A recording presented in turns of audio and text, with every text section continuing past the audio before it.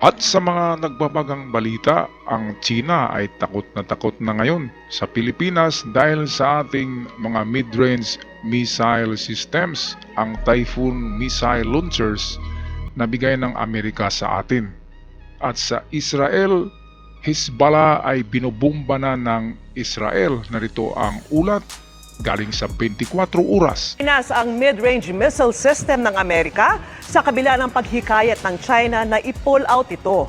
Ayon sa sources ng International Wire Service na Reuters, walang plano sa ngayon ang Amerika na i-withdraw ang missile system na kayang magpadala ng missile sa mainland China. Katunayan, sinusubukan ng Amerika kung pwede ba itong magamit kung magkaroon ng regional conflict. Ayon naman sa tagapagsalita ng Philippine Army na nakausap ng Reuters, nagpapatuloy ang training sa mga Pilipino at Amerikanong sundalo sa paggamit ng missile system. Nasa United States Army Pacific anya kung hanggang kailan mananatili ang missile system sa bansa. At dito ay magtataka tayo, bakit ang China ay gusto nila na ibalik natin sa Amerika o tanggalin natin sa Pilipinas itong mga mid-range missile system na kayang makarating doon sa mainland China. Napakatanga, no? Sabi nga ni Gibo Chuduro ay dalawa yata ang dila maghiwalay. Bakit tatanggalin natin yan? Sila nandyan, meron silang napakaraming ballistic missiles. Diba? At pati yung ating mga isla dyan sa WPS ay ginagawa nilang military installation. Meron ding mga missiles dyan. Tapos tayo tatanggalan nila. Ano pang panlaban natin, di ba? Napaka talaga, walang mga utak. Ang maganda dyan ay talagang bibili tayo ng mga, mas marami pa para matatakot sila. Kasi kung bombahin nila tayo ay siyempre mag-retaliate tayo. Gaganti. Meron ding matitigok sa kanila. Kung marami sa atin ay meron din tatamaan doon, di ba? At yung mga singkit na mata ay lalaki yun, bibilog dahil sa gulat. Kaya ang China ay talagang nananakot lang talaga yan. Tinatakot lang tayo, pati yung iba pang mga kapitbahay natin na nasyon dito sa Asia Pacific ay dahil nga sa gusto nilang makuha lahat yung karagatan diyan para sa kanilang resources in the future. Okay, sa pangalawang balita natin, headline news ngayon, sa Israel ay lalong tumitindi ang pangbubumba ng Israel sa Lebanon. At meron ng isang opisyal ng Hezbollah ang natepok. Narito ang headline news. Mahigit 5 na ang naiulat na patay sa pinakabagong palitan ng airstrikes at rockets ng Israel at ng grupong Hezbollah sa Lebanon. Voluntary repatriation pa rin ang ipinatutupad ng DFA sa mga Pilipino roon. Saksi, si Ivan Mayrina.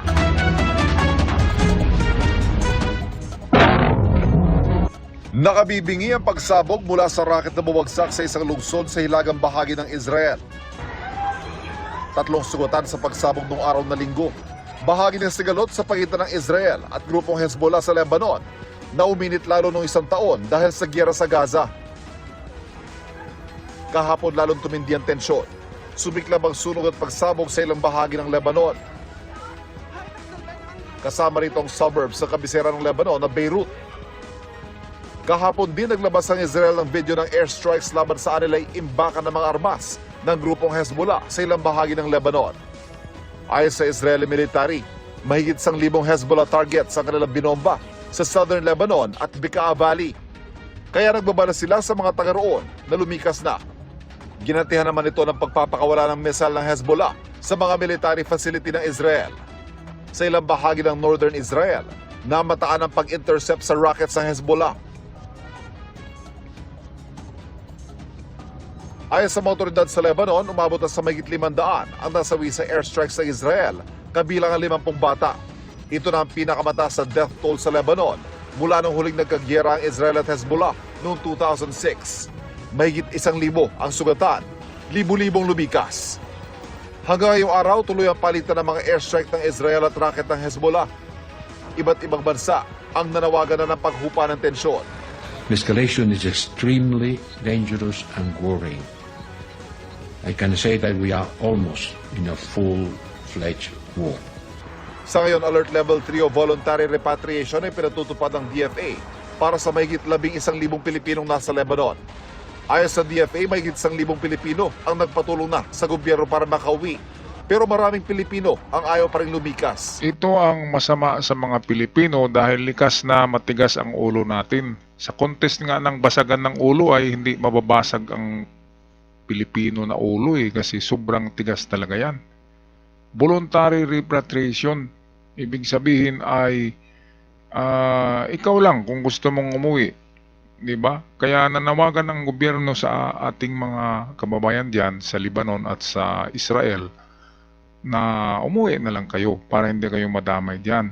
Kasi kung tatamaan kayo, aanhin mo yung mga pera na yan kung uwi kayo na nasa kabaong na.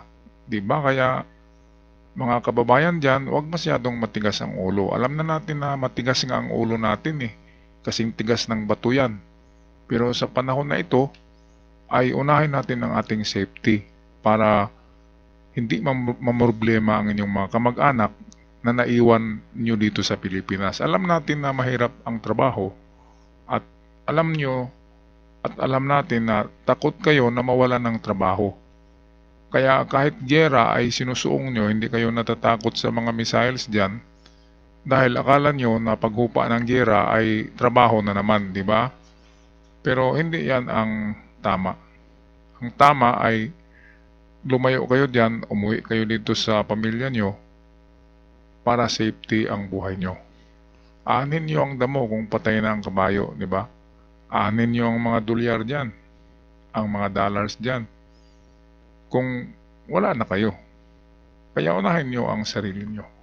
Okay, tapusin na natin ang balitang ito. Hatid sa atin ng saksi.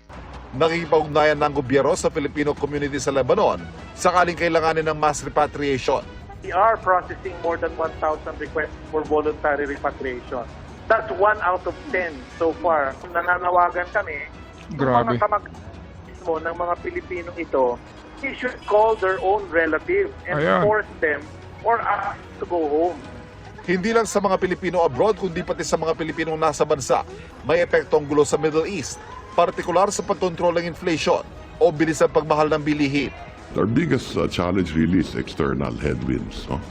And one would be the war in the Middle East. No? So we don't want that to go out of hand and possibly oil price increases, which we have no control over. Ayan, tama. Mananatili sa Pilipinas ang mid-range missile system ng Amerika sa kabila ng paghikayat ng China na i-pull out ito. Ayon sa sources ng international wire service na Reuters, walang plano sa ngayon ang Amerika na i-withdraw Ng Hezbollah sa mga militar ng otoridad sa Lebanon.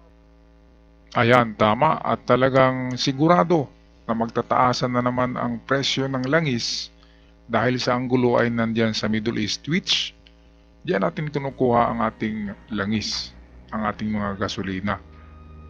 Kaya siguradong tataas na naman ang dolyar, bababa ang peso, at tataas lahat bigas, lahat ng dilata, lahat ng grocery, lahat ng bilihin ay tataas dahil sa giyera na yan. Dahil sa itong hindi na makalabas-pasok ng libre ang mga tankers na papunta rito dahil sa giyera nga. Kaya expect na lang tayo na merong inflation rate sa ating ekonomiya. Okay, so ako'y magpapaalam na mga ka-good news hanggang sa muli. God bless the Philippines and God bless the people.